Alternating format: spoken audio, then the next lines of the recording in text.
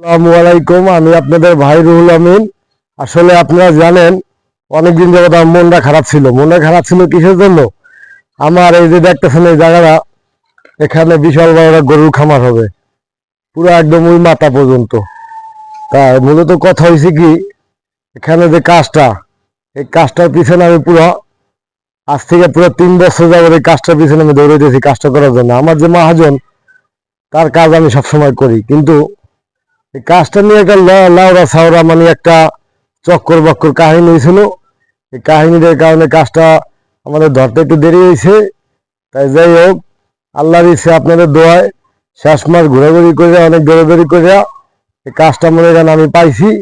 তাই এখন আপনাদের দোয়া আজকে আমি 2 দিন যাবত পুরো জঙ্গলগুলো পরিষ্কার করতেছি। এখন জঙ্গল পরিষ্কার করা মোটামুটি প্রায় হয়েছে।